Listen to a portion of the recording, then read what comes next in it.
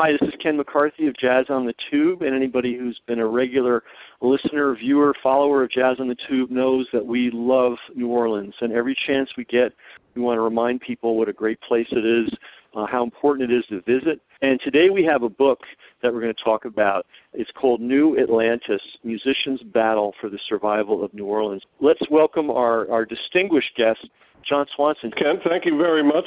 Hey, talking about tradition, maybe this might be a good place to wrap it up. And talking about Jelly Roll Morton, he talks about the Mardi Gras Indians. And this is a tradition that if you're in New Orleans, you can't help but see it everywhere, see influences of it everywhere. But if you're not in New Orleans, you may not even know what the heck it is or have ever directly experienced it. Can we talk a little about the Mardi Gras Indians and how important they are to the whole New Orleans scene?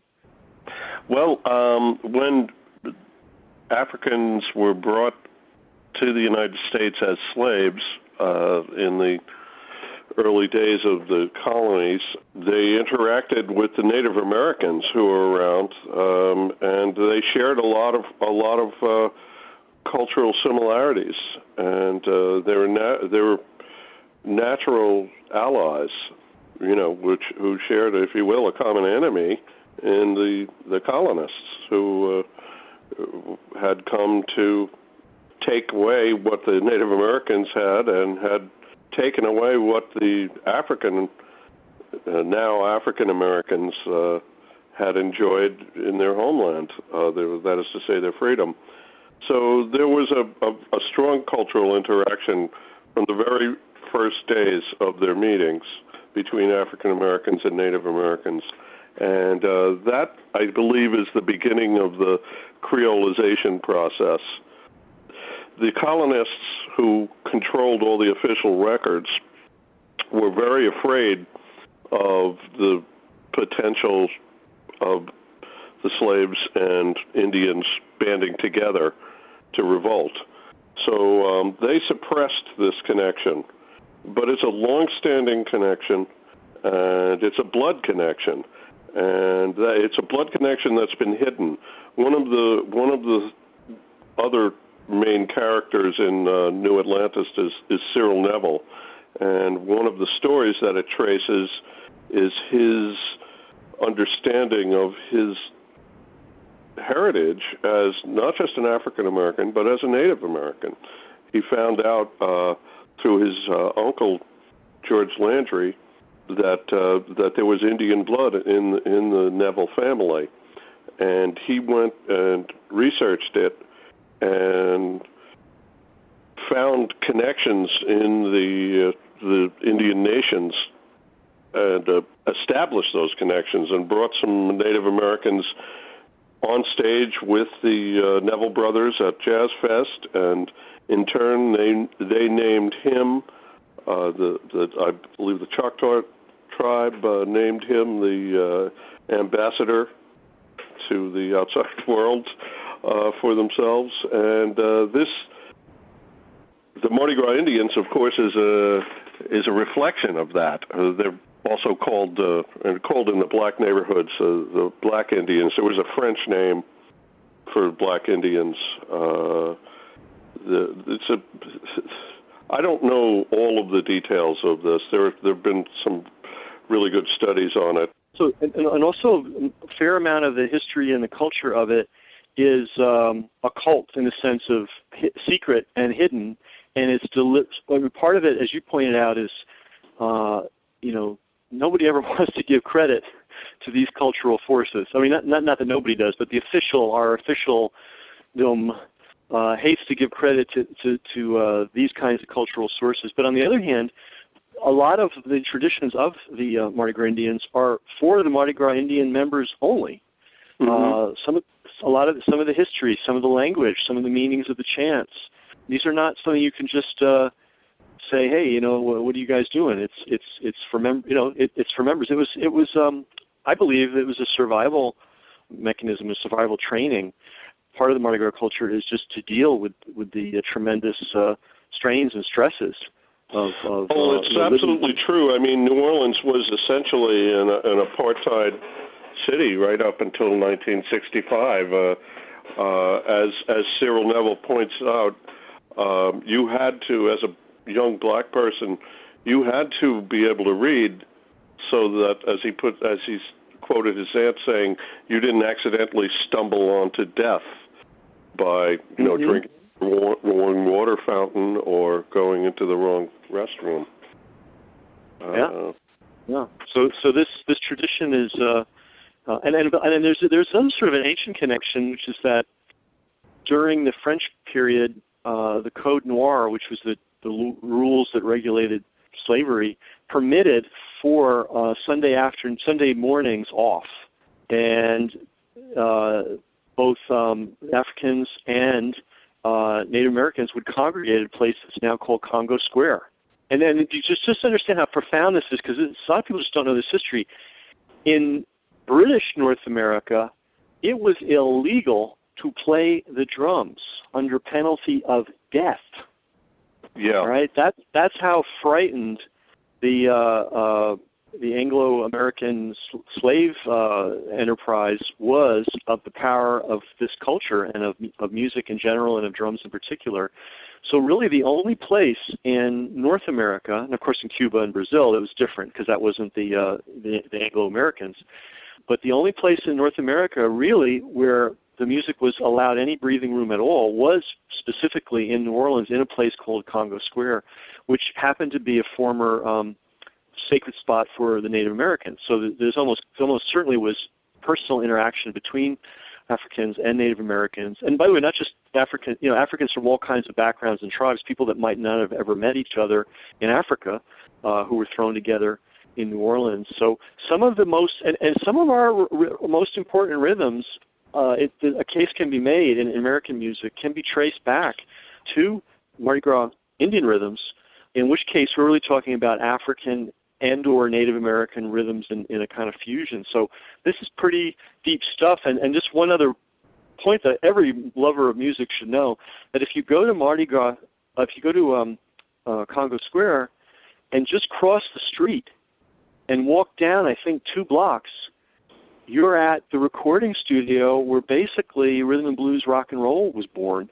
A Sicilian-American, I always mangle his name, Cosimo Matasta. Yeah, Cosimo Matasta. People this is another little fact, but around the turn of the last century, the French Quarter was about 90% Italians, and they were treated pretty badly. So Cosimo had a great sympathy for blacks and black musicians, and he was the first man to record black musicians in a formal recording studio in New Orleans. And that didn't happen until the 50s. If you want, why? If you ever wonder why are all these Louis Armstrong sides coming out of Chicago? Because if you were a black musician in New Orleans, you were not welcome in a recording studio in the city. And that took until the 50s, and it took this one man to break that. But the point, that's a sort of a side story, an important one. But the point I want to make is Congo Square and his recording studio, if you have a good arm, you could literally throw a rock from Congo Square and hit that recording studio. So there's something different about right, Rampart and Dumaine, which is referenced in a lot of New Orleans music.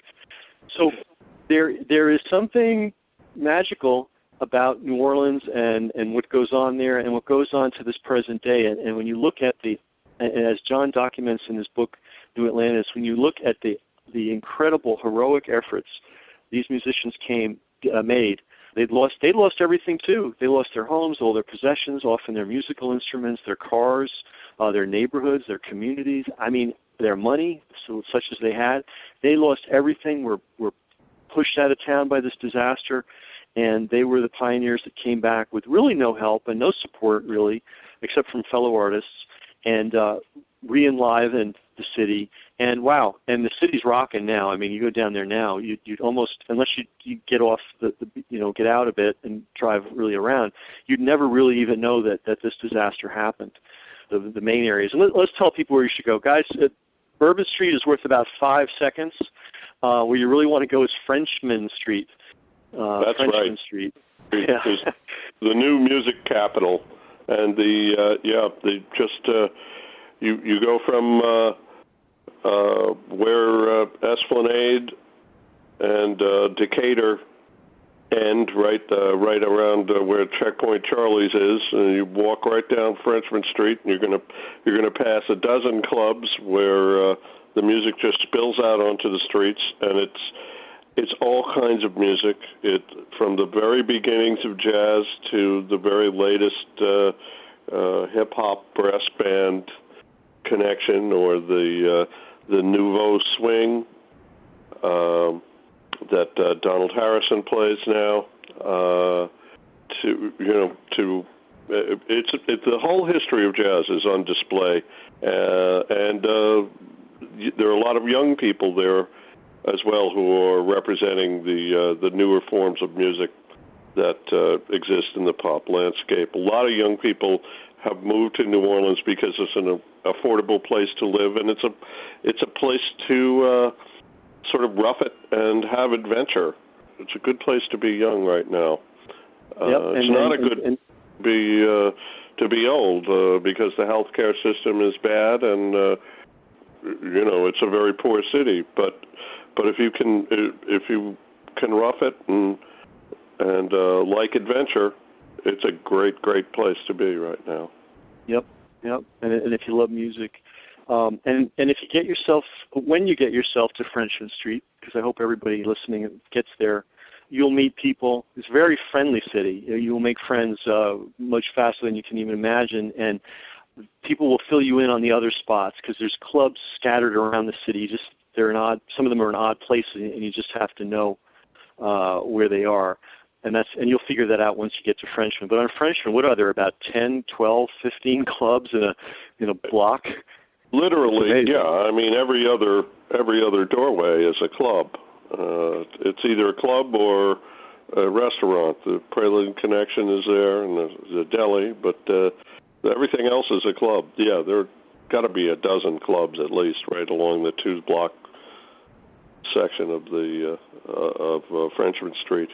I also would like to point out that all of this that we're talking about has been very beautifully portrayed in the HBO series Treme, and we're going to get another. We've had 2 years of it, and we're going to get at least one more year. And I would like to say that if anybody is a fan of the series and they are wondering what we're going to see next season, well, I think if they pick up a copy of New Atlantis, Musicians Battle for the Survival of New Orleans, they may get some hints about what will be in the next series. Oh, great. Okay. All right.